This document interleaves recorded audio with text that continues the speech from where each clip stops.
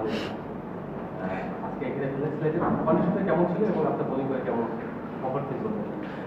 সর্বপ্রথম শুক্রিয়া আল্লাহর কাছে, আলহামদুলিল্লাহ যে প্লেয়ার অফ দ্য ম্যাচ হয়ে জিততে পারছি সিরিজের ফার্স্ট ম্যাচ। কন্ডিশনটা বেশ ভালো উইকেট ছিল, batting friendly condition, plus due factor ছিল বলারদের জন্য কিছুটা চ্যালেঞ্জিং। আলহামদুলিল্লাহ আমরা সবাই মিলে ভালো একটা মানে কম টোটালে ফিনিশ করতে পারছি। স্পোর্টিং উইকেট আমার কাছে মানে খেলে মনে হলো যে সোফার বাংলাদেশের বেস্ট ব্যাটিং ট্র্যাক এটাই। তো একটু চ্যালেঞ্জিং ছিল, বাট এনজয় করছি ওভারঅল।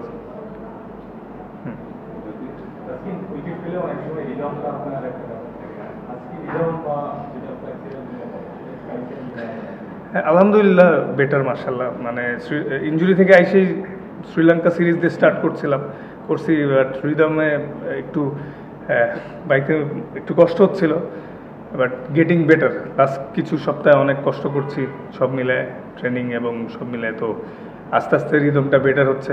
আমার মনে হয় still long way to go, আরও বেটার হবে ইনশাআল্লাহ, আল্লাহ যদি সুস্থ রাখে। ওইটা নিয়েই কাজ করতেছি, মানে উইকেট পাওয়া। তো সেটা যেটা বললেন যে রিদমের বিষয়টা, এটাই প্রসেস ফলো করে যাচ্ছি যাতে সামনে আরও ভালো হইতে থাকে ইনশাআল্লাহ। আজকে আপনি স্লোয়ার বল দিয়ে বেশ কয়েকটা উইকেট পেয়েছেন, পেসের ভ্যারিয়েশন করতে আপনাকে দেখা যায়। রাদার দ্যান বোলিং এট টপ স্পিড, আপনি কি চেষ্টা করেছেন ভ্যারিয়েশনগুলো নিয়ে কাজ করতে এবং স্লোয়ার বল নিয়ে কাজ করা হয়েছে? As a fast bowler definitely I love to ball fast, but বিষয়টা হচ্ছে সিচুয়েশন রিড করে বল করা, কোন কন্ডিশনে কী প্রয়োজন এই মুহূর্তে।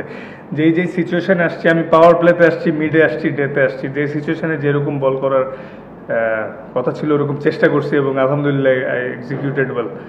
বাট আসলে ভালোর তো শেষ নাই। আবার মানে টি-20 খেলা আসলে অনেক সময় অনেক ভালো ভালো বাউন্ডারি হয়, আবার সামটাইমস লাকিলি খারাপ বলে উইকেট হয়, বাট আজকে ওভারঅলই এক্সিকিউট করতে পারছি এবং ভেরিয়েশনসগুলো রাইট টাইমে ইউজ করতে পারে, তো হয়তো আজকের এই সাকসেসটা পাইছি। আমরা দেখেছি ইনজুরি থেকে মাঠে ফেরার পর আপনাকে একটু গ্যাপ দিয়ে খেলানো হচ্ছে ইনজুরি ম্যানেজমেন্টের অংশ হিসেবে।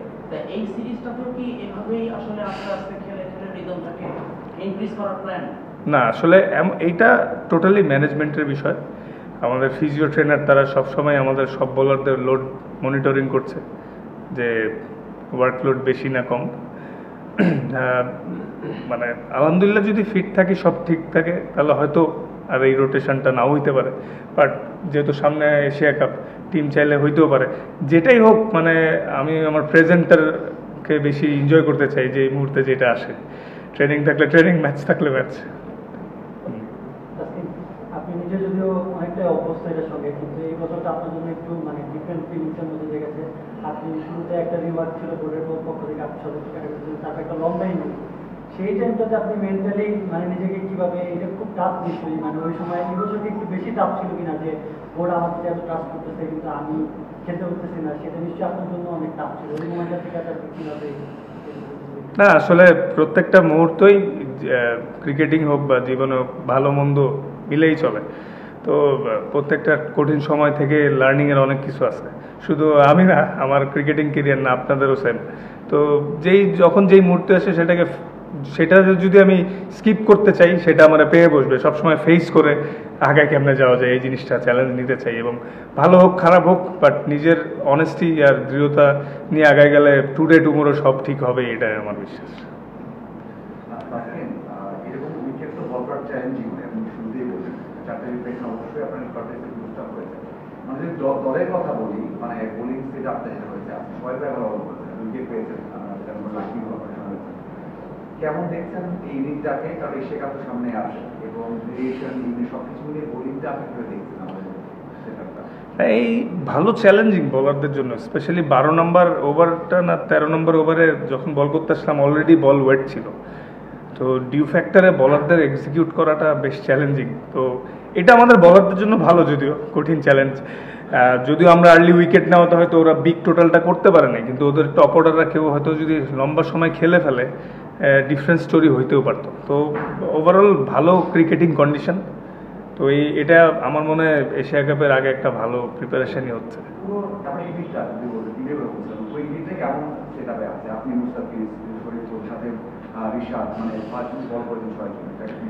সবাই মাশাআল্লাহ ভালো করছে। হার্ডওয়ার্ক করতেছে, ইমপ্রুভ করার আর্জেন্সিটা সবার মধ্যে আছে। আর T20 honestly mainly batters game, তো একদিন দেখা যায় যে কারোর ওপর দিয়ে একদিন যায়, ও দেখা গেলো ভালো ভালো ওই দিন মাইর খাইতে থাকে। সো কারো সামটাইমস ব্যাট ডে যায়, বাট ইম্পর্টেন্ট হচ্ছে ভালোভাবে ওভারকাম করাটা। আর সবথেকে বড় জিনিস, টিমের প্রত্যেকটা মেম্বার, ম্যানেজমেন্ট, প্লেয়ার্স সবাই সবার অনেক ব্যাক করে। কারণ বুঝতে হবে যে আমাদের টিমটা মানে এমন একটা টিম, সবাই আসলে 19-20। সো এইখানে কম্প্যাক্ট থাকাটা, সবাই সবাই সাপোর্ট করাটাই অনেক জরুরি। লাস্ট কিছু মাস ধরে কিন্তু ইমপ্রুভ হইতেছে মাশাআল্লাহ। সো এইভাবে যদি আগাইতে থাকে ভালো কিছুই হবে ইনশাআল্লাহ। ইমপ্রুভমেন্টের কথা বলছিলেন, আমরা আসলে এই সিরিজটায় বাংলা যে কয়েকটা ইমপ্রুভমেন্ট দেখতে চাইবে, তার মধ্যে খুব সম্ভবত ব্যাটিং এর, পাওয়ার হিটিং এর যে ব্যাপারটা থাকবে। বোলিংটা এনজয় করেছেন, ড্রেসিং রুম থেকে বাংলাদেশের মানে বিশেষ করে লিটন বা সাইফের ব্যাটিংটা কেমন এনজয় করেছেন, যে পাওয়ার হিটিং এর ক্লাসগুলো করা হয়েছে সেখানে একটু ইমপ্রুভমেন্ট দেখছেন কিনা, আর সাইফের ব্যাটিংটা নিয়ে একটু আলাদা করে বা বোলিং নিয়ে পারফরমেন্স নিয়ে আলাদা করে। না মাশাআল্লাহ, সাইফের ভালো কন্ট্রিবিউশন ছিল, বোলিংও 2টা উইকেট নিয়েছে, ব্যাটিংও দারুণ ফিনিশ করছে। লিটন ব্যাটেড এক্সট্রিমলি ওয়েল মাশাআল্লাহ। আসলে লিটনের ভালো খেলাটা বা ফর্মে থাকাটা আমাদের টিমের জন্য অনেক জরুরি। তো মাশাআল্লাহ ও রিসেন্টলি মানে ফর্মে আসতেছে এবং ভালো ব্যাটিং করতেছে, নেটেও দেখতেছি। সো এই ধারাবাহিকতাটা যদি আমাদের আগাইতে থাকে, সামনে বড় ইভেন্টেও ভালো করা সম্ভব। কারণ স্পোর্টিং কন্ডিশনে যে কোনো এক সাইড দিয়ে জিতা কখনোই সম্ভব না, ব্যাটিং বোলিং ফিল্ডিং সবই লাগে। আর আমাদের মতো টিমে তো সব ক্ষেত্রে কন্ট্রিবিউশনটা আরও বেশি লাগে। সো এটা খুব ভালো সাইন যে ব্যাটিংয়ে ভালো হচ্ছে, বোলিংয়েও ভালো হচ্ছে। তো ভালো, হ্যাঁ ইমপ্রুভ হচ্ছে। আসলে টু বি অনেস্ট, ও কিন্তু বেশি দিনও হয় নাই, জুলিয়ান উড আসছে মাত্র 1 সপ্তাহ। তো 7-10 দিনে আসলে খুব একটা ইমপ্রুভমেন্ট বোঝাটাও ডিফিকাল্ট। বাট ও যেভাবে ট্রেনিং করাচ্ছে, এর ইম্প্যাক্ট অবশ্যই লং টার্ম করলে আমরা পাবো আশা করছি। সামনে এশিয়া কাপ, যদিও বলেছেন এই সিরিজটা আপাতত নতুন, তারপর নিশ্চয়ই ব্যাক অফ দ্য মাইন্ড সেটা কাজ করছে। আমরা লেভেলও দেখছি সাইফ হাসান অনেকদিন পর ফিরে একাদশে ছিলেন। আপনাদের আসলে ভাবনাটা কি, আপনারা কিভাবে প্রিপেয়ার করতে থাকেন?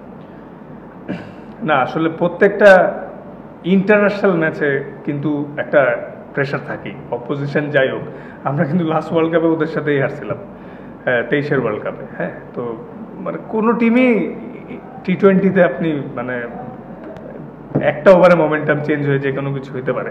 তো এখানে কারোর সাথে কোনো লাইটলি নেওয়ার কিছু নাই। বিষয়টা হচ্ছে আমরা যেভাবে ক্রিকেট খেলতে যাচ্ছি, আমাদের সেই ইন্টেন্সিটিটা সবার জায়গা থেকে যে যার রোল, সেই রোলটা এক্সিকিউট কতটা করতে পারতেছে।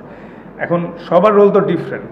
এটা আসলে টিম মিটিংয়ে বা অ্যানালাইসিস করার সময় যখন আমরা সবাই কথা বলি, ওইখানে আমরা সবাই সবার ক্ষেত্রে অনেস্ট যে কে কতটুকু ইমপ্রুভ করতেছি, কার কই কাজ করা দরকার আরও বেশি।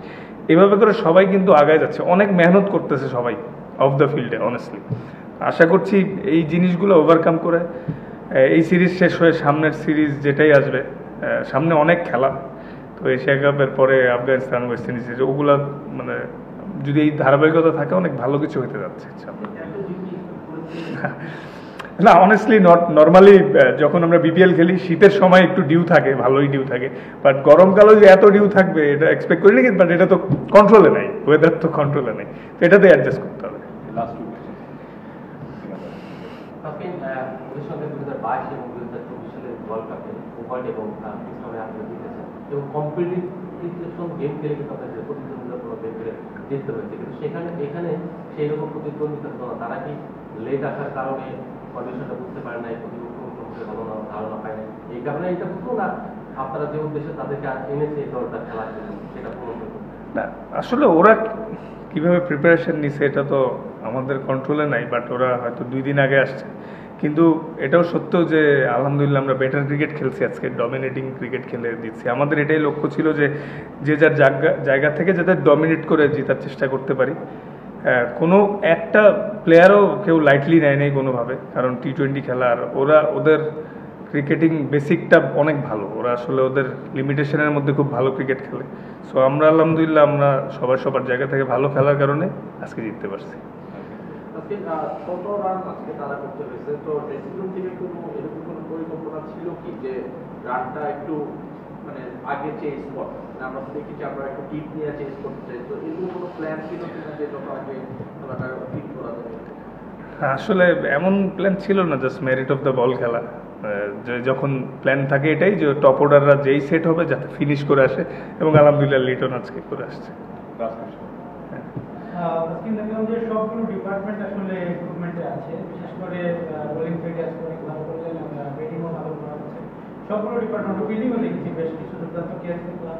তো সব মিলিয়ে এই যে ইমপ্রুভাইজেশন হচ্ছে, এটার মূল আসলে সোর্সটা কি, বা এটা আসলে ইন্সপিরেশনের জায়গাটা কোনটা, যে আমাদের ডে বাই ডে ইমপ্রুভ করছে। একটা বিষয় হচ্ছে এই সিরিজটা কি আমরা আবার কম্পাইটার দেখতে পাবো? না, আসলে প্রত্যেকটা ম্যাচ প্রত্যেকটা সিরিজে জিতার লক্ষ্যেই খেলতে নামি।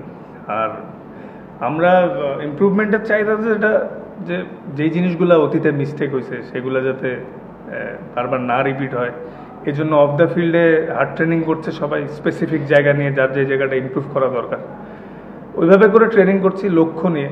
মানে গতানুগতিক ট্রেনিং করা দরকার সেটা না, যে যার জায়গা থেকে আলাদাভাবে। কোচরা অনেক হেল্প করতেছে, ম্যানেজমেন্ট প্লেয়ার সব সম্মিলিত হয়েই মানে সবার কষ্টের প্রতিফলন আস্তে আস্তে আসতেছে। তো আশা করি এই প্রসেসটা চললে সামনে ভালো কিছু। ভাই কালকে প্র্যাকটিস নাই?